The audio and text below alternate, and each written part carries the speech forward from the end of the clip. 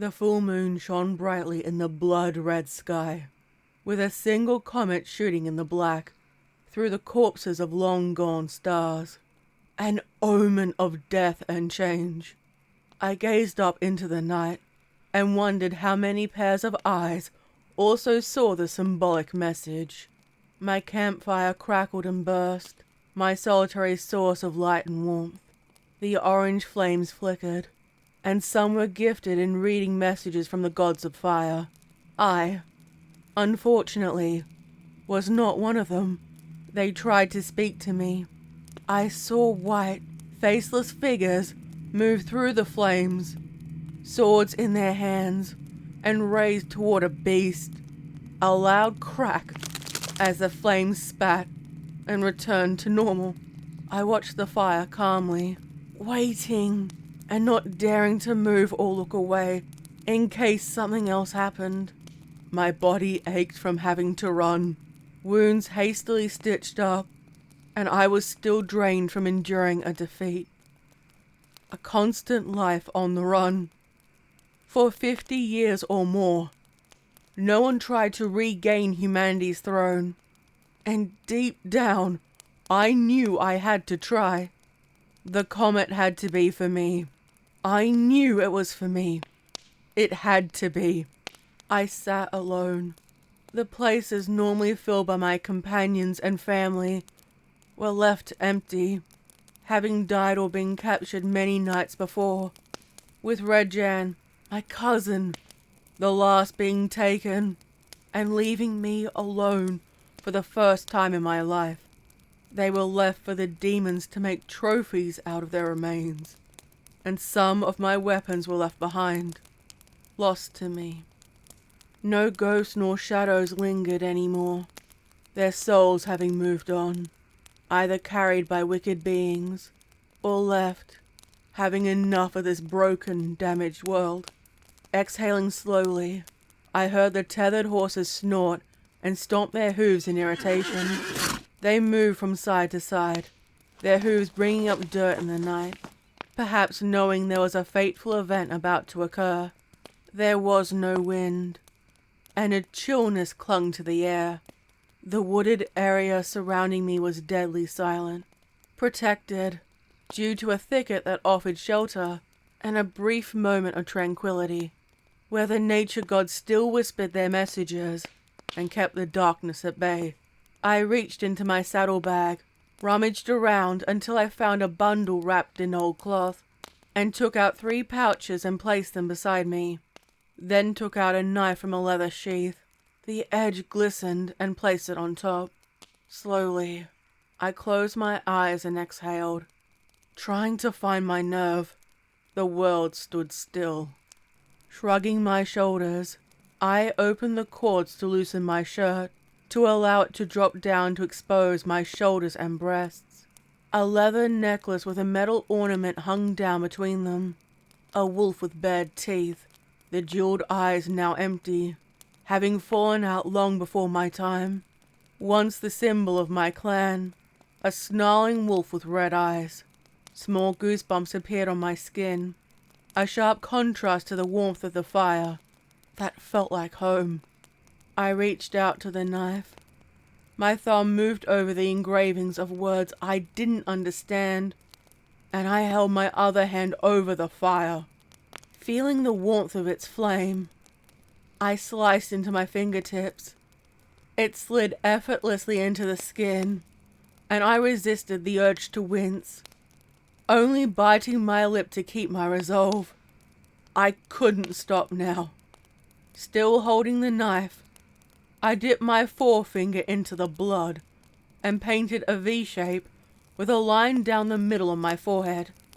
I dabbed the same finger in the blood again for more, and added another to either cheek, leaving bloodied markings, and barely noticing when a few stray droplets fell to the ground. I lifted the wolf to my lips, kissed it tenderly, and the memories of wandering in the wild with my family filled my mind. Always on the run, hiding from the demons that lurked, preying on hunting clans that could liberate humanity from enslavement, remembering the sagas passed down to all human children. Knowledge I now needed that were no longer mere stories, but my reality. I remembered my mother, weeping and covered in blood, handing it to me, pressing it into my hand. She tried to say something, but only gurgles from her choking on her own blood came out. The memory passed, and I released the wolf. I held the knife over the flames, allowing it to heat up, and waited. Once the rite began, it could not be interrupted, and it would either end in victory or my death. I heard a howl in the distance. A wolf, the emblem of my family. I knew the spirits had to approve of what I was doing. The wind picked up. I took the heated blade, rested the flat side on the surface of my left forearm, and waited for it while it burned and sizzled my flesh. It hurt, and then the pain passed. I offer my blood, my breath, and my life. I ask the gods of my tribe, my people, to aid me. Give me the power to destroy the demons, once and for all. I lifted the knife. A layer of burnt skin came up with it, and placed it over the fire. The aroma of meat cooking filled my nostrils, and I knew it would attract them. Above my breast, I pressed the blade on skin again, and the more delicate skin ached. Inside my head, I screamed, but I had to follow the ritual without fear. I promised to see this vow through until the end. Either until the breaking of the world, or my life ends. I pulled the knife away, knowing my chest would be forever scarred, and reached down to the semi-open pouches. One had a black powder, another red, and the final, a vibrant yellow. I reached into the first, the black one, took out a handful and threw it onto the fire. It popped and spat loudly, and I stared into it, waiting for any signs to aid me on my journey. Around me, loud whispers circled me, some angry, others fearful, and some too faint to understand. The tethered horses shied and pulled on their reins, frightened and trying to escape. I couldn't do anything to comfort them. I plead with you, gods of the flame, guide me. Aid me in taking back the throne. Help me become the liberator. Then came the second bag, the red powder. It burned when it touched my hand, and I tossed it into the flames. A loud hissing echoed throughout, and the flames rose up, standing as high as a man. And no doubt it would be visible from around the outside of the thicket. I held my ground, trembling in fear, and waiting for the flames to die down. I am willing to endure pain and suffering. Never release me from my oath. The final bag. I flicked the final one into the fire, and the flames lowered down, burning down to the embers before a blue flame rose instead, transparent, and I saw a feminine face stare back at me before she disappeared. The flame returned to normal. A strange mist surrounded the fire, allowing all visibility to become scarce. It had been accepted. I stared in wide-eyed awe, grateful for the success, and tears of joy staining my cheeks. But it was not yet finished.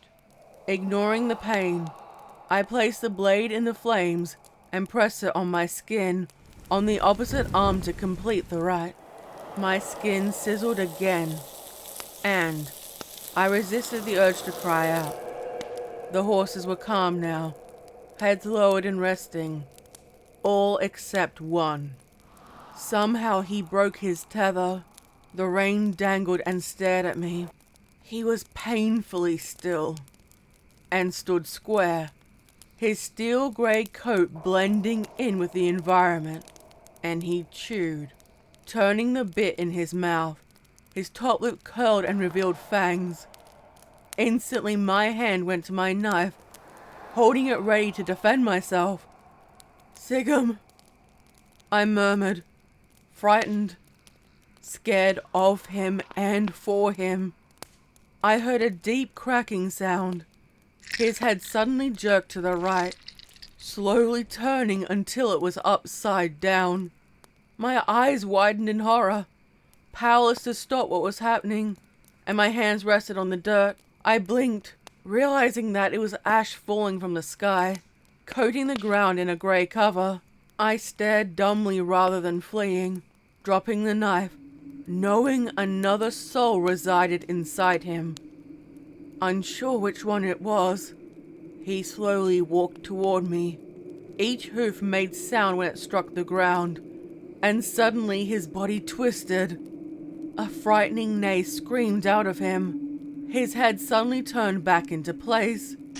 2 horns from his head, similar to a stag, and blood-red symbols of protection burned into his forehead.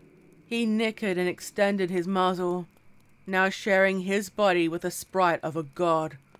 And I touched his muzzle, grateful. I sighed in relief. It revealed at least one god found favor in my task. I took the rein in my hand, wincing from the sharp pain from the burns, and suddenly feeling it all. I poured water, mixed with herbs and white powder to create a salve, coating my chest, using binding bandages to protect the wound from more injury before doing the same to my wrists. The fire barely burned now, having served its purpose, and I waited for it to finally burn out. My old life was over now. A growing feeling of dread began. Demonic howling started, and I knew it was time to move on. The other horses' eyes showed whites with fear, pulling on their reins and desperate to escape. I rushed to pack up my items, heaping them into the bag, and scooped up ash from the fire, hoping it would come in handy. I pulled up my shirt, quickly strapped my leather armor on my body and struggled, wishing I had others with me to aid me. I couldn't leave the horses here, tethered and vulnerable, nor could I bring them with me. "Easy, easy," I whispered, reaching up with my hand to steady them. The 4 relaxed enough for me to remove their saddles and bridles. "Home!" I bid them to go. Once freed, they bolted away. Shadowy silhouettes made their escape, leaving nothing but hoof prints in their wake. A twisted gargle sound came from the possessed Sigum. I looked at him. He tossed his head and I shook mine.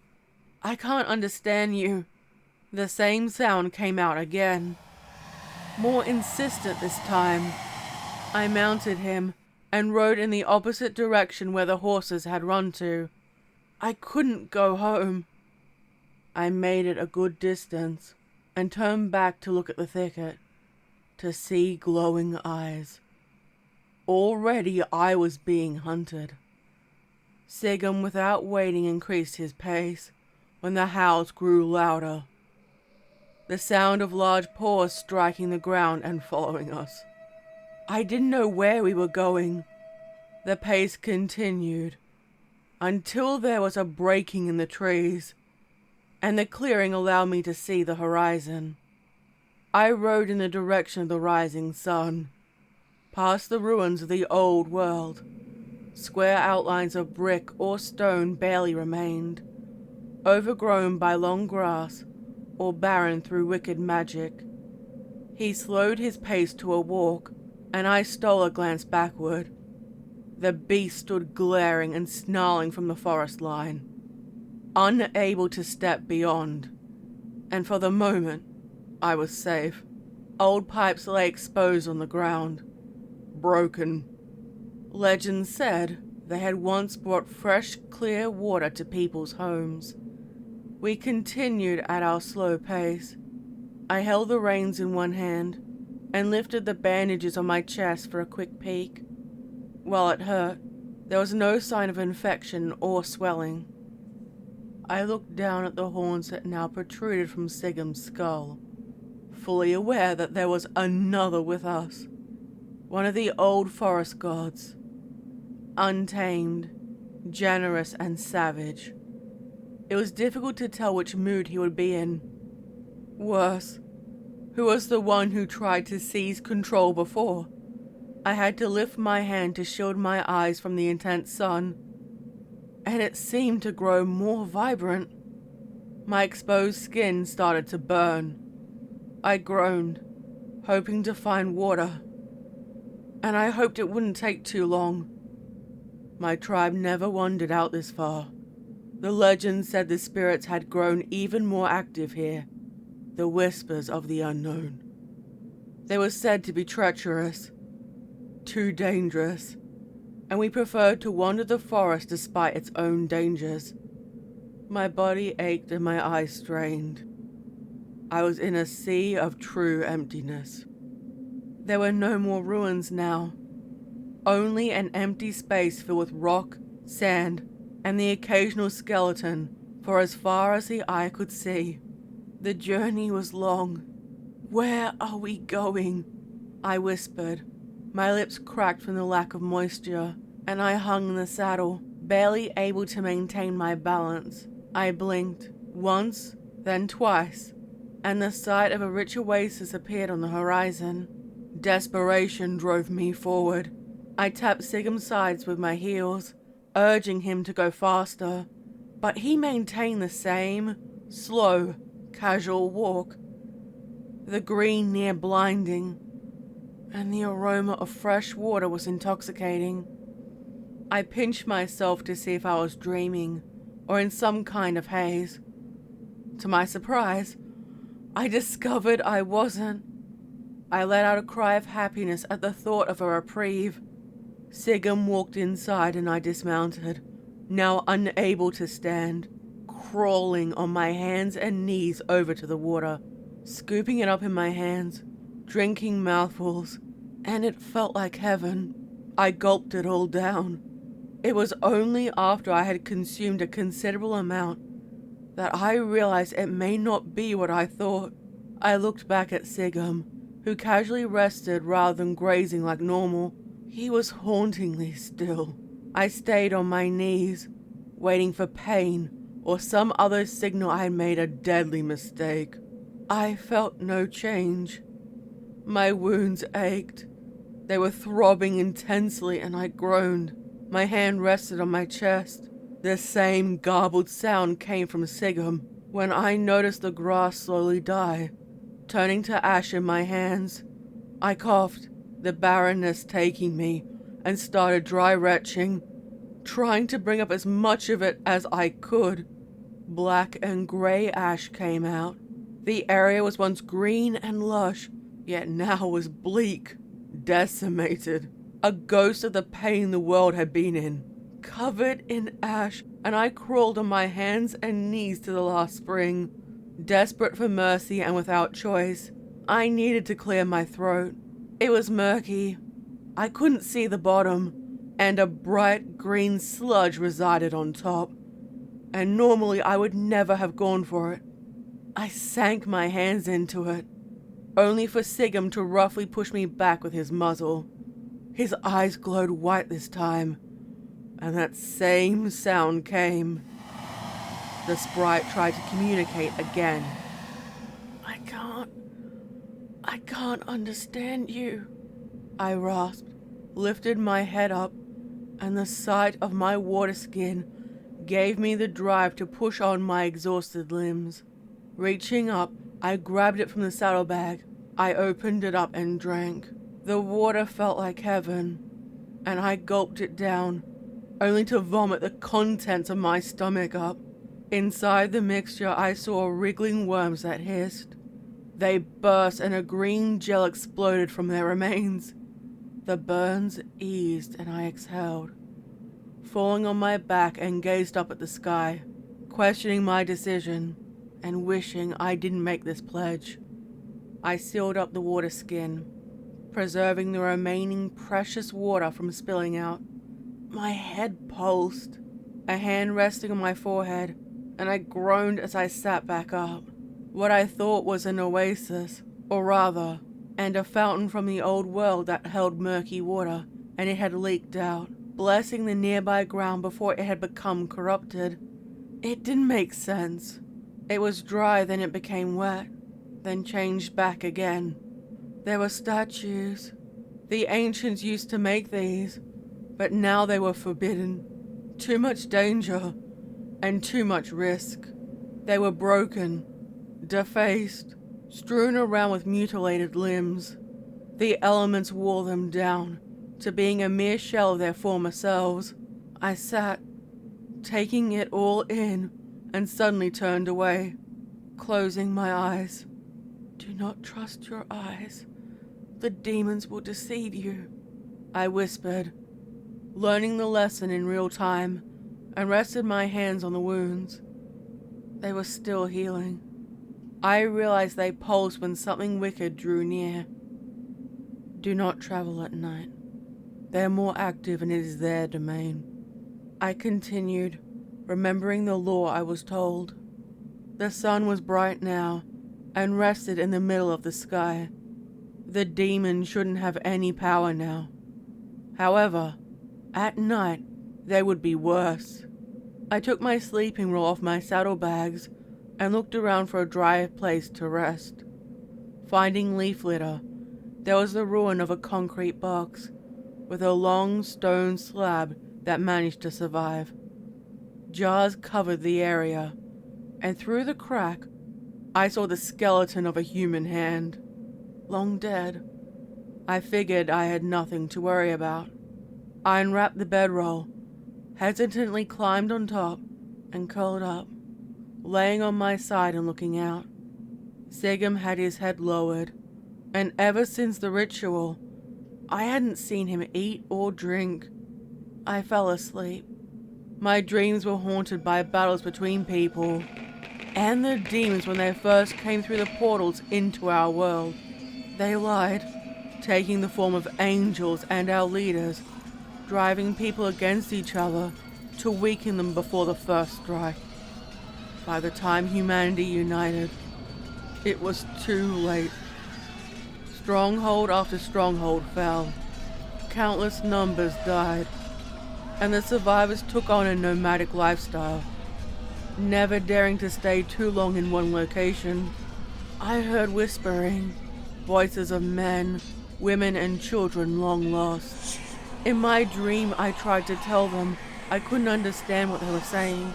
A figure came toward me, a shadow, with a loose human shape, with harsh lines heading up to the sky, and it stabbed the wounds on my wrist with a rusty blade.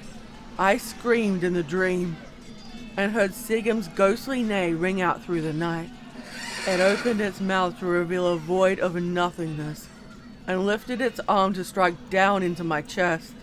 It burned so much the pain woke me up, and I let out a loud scream, and I saw I slept too late. There was a chill in the air and the sky was dark. I heard Sigum rear up, using his large body to knock the enormous mutated dog to the ground, and brought his forehooves down on its skull, crushing it beneath them. Instantly I was on my feet. I drew my sword and prepared to attack the one getting close to me. I swung my sword downward. It leapt to the left, avoiding the blade, while another's open mouth lunged at my arm. I moved the sword to pierce inside its mouth, the tip poking through its brain, and I kicked it off. In the distance, I heard and saw eyes of more of their number approaching. I ran towards Sigum, nearly getting kicked by him in the process, and reached for the saddlebag, untying it and carrying it in my hand toward the old mausoleum I'd slept inside of. "Sigum, come inside," I called out. He was too busy attacking the mutated dogs, and he didn't listen to me. I went inside, opening the small pouches and sprinkled some at the entrance. and along the edges or any cracks where it could enter. I curled up in the corner. The screaming and crushing bone sounds outside were relieving. I would have been more worried about Sigum if he wasn't possessed, but still, a sprite could be fickle. It grew silent outside, and I heard footsteps circling around the structure, rustling through the old grass. Through the cracks, I didn't see anything lurking, and the wounds felt itchy, sore, and I listened to the warning. Come out. The first whisper rang out. Speak with us. Speak with us. Speak with us. Oh dear heir to humanity's throne. The second was harsher, more vicious. We will help you. We will aid you in your quest. From the other side I heard mocking laughter, and I knew I was tormented by several beings. Beneath me, a long dead skeleton began to move, the bones shifting along the stone, and I was relieved to be sitting on top. Vigorous scraping came, as it scratched the lid with its fingers, desperate to escape, no doubt for some sinister purpose. I closed my eyes. She sleeps with the dead. Soon she'll join the dead. I wonder how long she will last. The last heir died after 3 days. I did my best to ignore the whispers, and deep down the dread of knowing I would likely perish sank in. I couldn't hear Sigum anymore. Wrapping my arms around myself, my body faded, and I was forced into a dreamless sleep, to the scraping beneath me, and to the taunting whispers. I woke up, cold and trembling. The skeleton beneath me was quiet, lying still, and the voices were quiet. It was light outside, and I heard a loud thump on the surface of the wall. I jumped, lifted my knife and peeked outside. Nothing was there. Taking a sharp inward breath, I heard it again, and saw Sigum with blood on his muzzle, chewing through bone and devouring the flesh of the mutated dogs. He tossed his head with a large intestine dangling from his muzzle. So it turns out you do eat, I muttered. Those eyes bore into my soul. His head turned to face me swiftly at an unholy angle. He chewed slowly, casually, with a new normalcy, and I looked out at the carnage around us.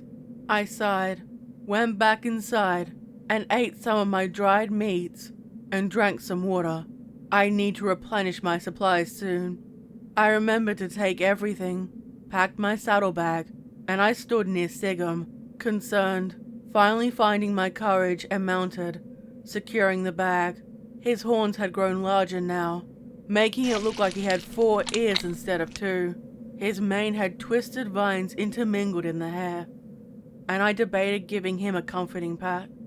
Would it be taken as some kind of insult? I decided to risk it, reached down and patted his neck, who gave a surprisingly gentle nicker, and I was reminded Sigum lingered inside still. We continued to walk through the plates, the edge of the desert where sand met dry grass. There were ruins of a town destroyed after the fall. They used rubble of the old world, and surrounded their makeshift fort with a fence made from the old metal boxes and whatever they could find. A large hole showed they had been overrun. The edges were black from ash, and I resisted the urge to touch it, due to the fear of being touched by poison. Along the edges were skulls on pikes of varying sizes, long rotted and barely clinging on. I gazed at them, numb, and having seen this before, I've been taught to avoid these places. Evil spirits lingered here, and were always on the hunt for fresh victims to claim. Sigum suddenly turned to one side, ignoring me when I pulled the rein in the opposite direction, and we entered through the hole where the enemies also came. His hooves tapped over the wood and metal, and I was worried he may fall through. Everything had a layer of dirt from a lack of use. There was an abandoned campfire in the center, a place where the community gathered, and it reminded me of my home. I quickly looked away before the memories made it too difficult to continue. Sigum walked toward a structure, The roof had long fallen down and left a shell, then sharply halted. The open doorway disturbed me, and I couldn't stop looking inside. None of my wounds ached as a warning, and I dismounted, not bothering to tether him. I took out my knife, held it up ready to stab, and I figured it would be best at short range. Step by step, I walked inside. There were old crates, tins that had rusted, and their foul-smelling contents spilling out of the bottom. Broken shelves filled with items used by shamans. It was rectangular. The front fold was thicker than the rest, followed by many more with writing I couldn't read. I flipped through the pages and saw old drawings that looked like a captured memory of a life in the ancient world. Why someone had bothered to keep this was beyond me. I put it down and kept looking, finding old boxes I had been told contained knowledge, and ran my fingers over them. Legends spoke of the ground itself forced to move. Oceans rose and fell, changing the world forever. Exhaling softly, I kept looking at the old items from beyond my time, and found items closer to my time. An old map made of lambskin, etched with black ink, marking different landscapes, with red ink giving warning to the dangerous areas, and different cities. Most had a red line through them, and I guess that meant they had been conquered. Not featured on the map was the ruins of the seat of humanities government. I lifted it up and tucked it under my arm to take with me, and kept looking, stepping over the skeletons hunched over in pain. I noticed they had back injuries, no doubt from when they tried to escape. None of the corpses had their bones picked up by vermin or other predators. Further inside, there was a single skeleton seated on a chair, back to me, hunched over what looked like another scroll. Gently, I moved the skeletal hand off and lifted the scroll, unfurling it to see the cutoff to the map. It showed the ruin of humanity's throne, a seat where conflict between faiths reigned, and the birthplace of several large religions were formed. It was seized soon after the demons rose, before being converted into a fortress. Armies of demons, possessed beings, animals and human were all depicted. And suddenly I felt deeply alone. The new seat of evil.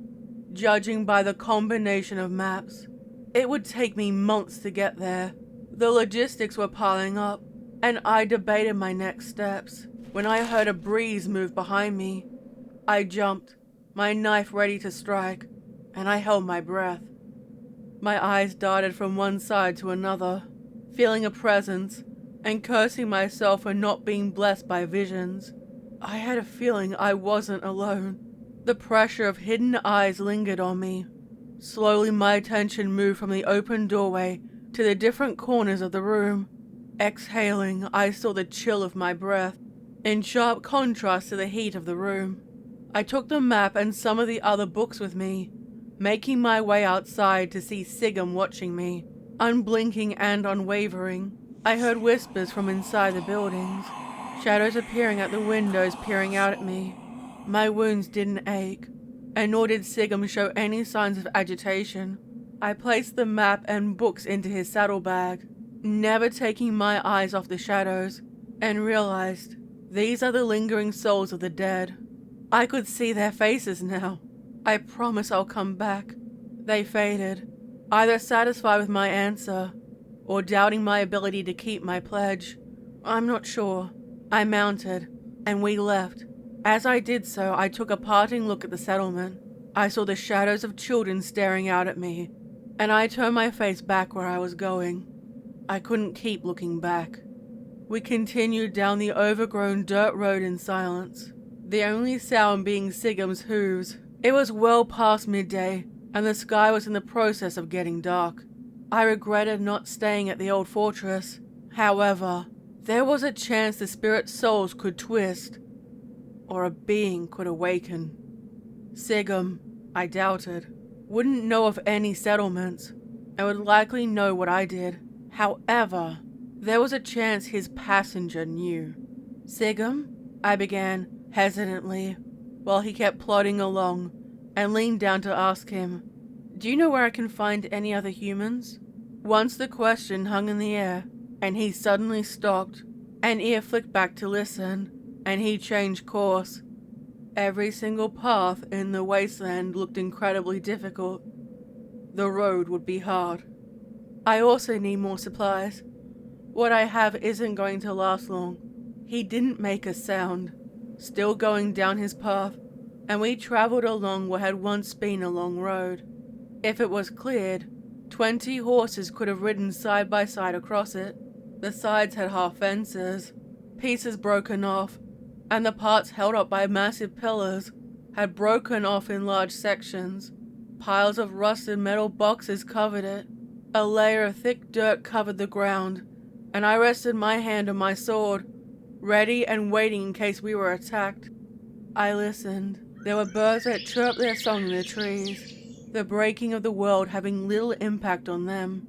The foliage on either side was brown with flecks of green, adjusting to life in this new world. Occasionally, I saw skeletons inside the metal boxes, especially the ones that were crashed into each other, where the remains were mangled. I figured they were some of the first to die, although I am uncertain. Perhaps they were spared the worst of humanity's suffering. I could smell blood on the horizon, and stared up a small hill. Up the incline was a wooden fortress. Hanging from a metal cage, a person was being sliced into by a raider, and I wondered why I couldn't hear them scream. My wounds didn't ache, and I knew these were the humans Sigurd was guiding me toward. "Why the fuck would you bring me here?" I hissed at him through clenched teeth, leaning down in hopes the raiders hadn't seen me. I figured they preyed on nomadic travelers, and there were countless groups that preyed on others on the road. My own clan was not innocent to being opportunistic. Sigurd didn't answer, nor did he respond. He stopped and didn't take a single step away, no matter how much I tried to drive him forward. I dismounted, leaning close to the rusted cars, and listened. They hadn't seen me yet, and 2 guards were chatting idly on the walls. I wish I hadn't lost half my weaponry. My spear, bow, and quiver full of arrows before I made my pledge. All I had was my sword and knife. No ranged weaponry to keep my distance from them. I checked the ground leading up for any tripwire or traps. I moved slowly, and had a strange feeling. I looked back at Sigurd, who was deadly still, staring, and completely focused on the raiders in front of us. I stayed low, my body inching closer to the target, and finally made my way through. I figured this was a simple outpost, which would be better defended. On a spit, being turned was a human torso, and these sights weren't shocking to me. My self-preservation instincts kicked in, and I was unwilling to become food for them. 2 on the wall, 1 at the spit, and none of them focused on me. I sheathed my sword, took out my knife, and slipped through the gap between 2 wooden sheets to the inner sanctum. I stopped. The greybeard at the spit's eyes focused on me, but he didn't move. He was just staring into space. The meat on the spit sizzled loudly, beginning to burn, and I went behind him, pulled him down, slit his throat, and dragged his body away to hide it. A dark char marked the torso. Smoke filled the air, and the 2 on the top came down with their bows drawn. The only clue was a line of blood. They followed it and found me.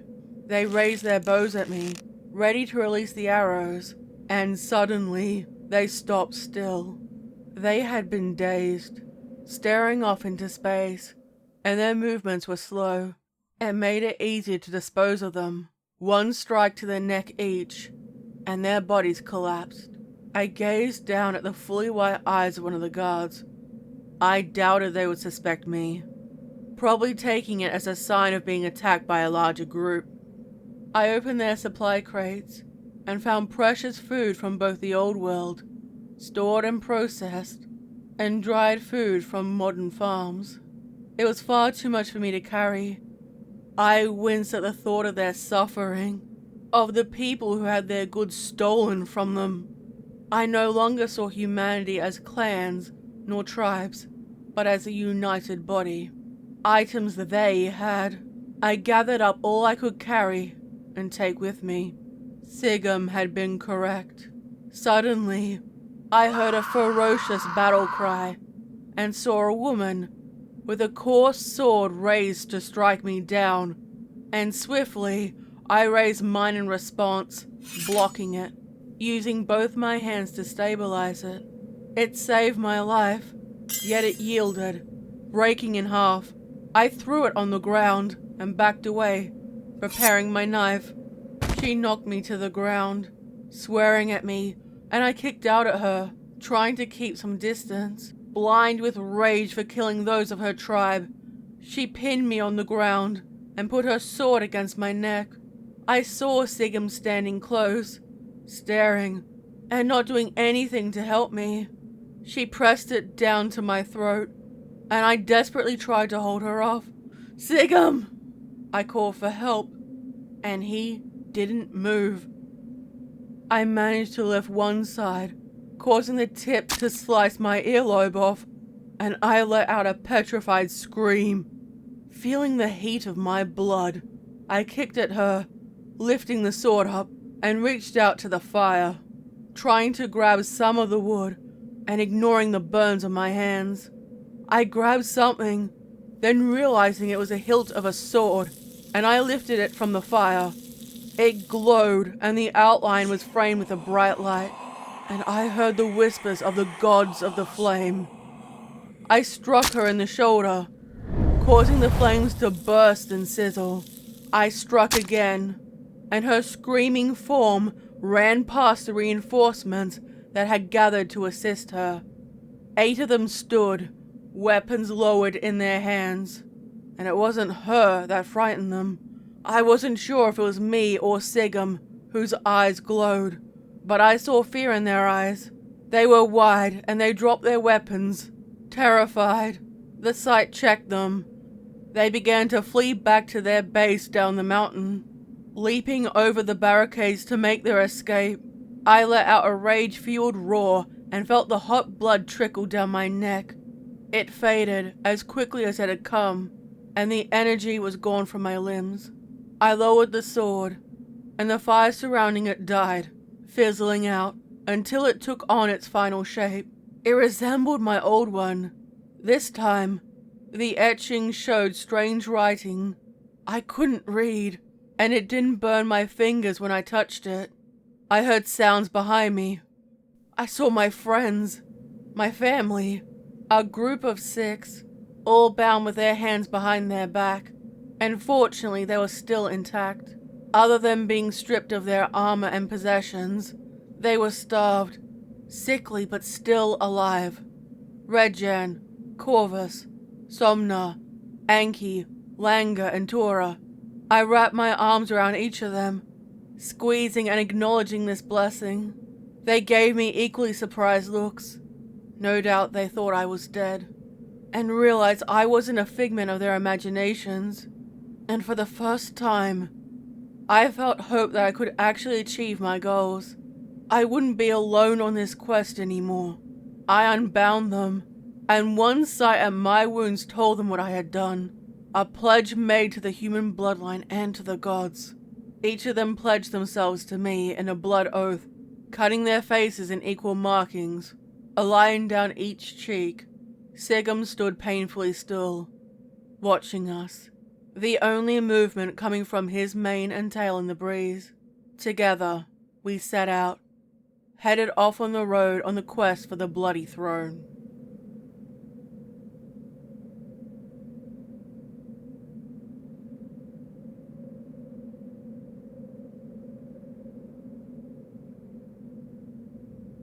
I hope you enjoy this story. What did you think of it? Let me know what you thought in the comments section down below. Don't forget to stab the like button, subscribe, hit the bell and leave a comment.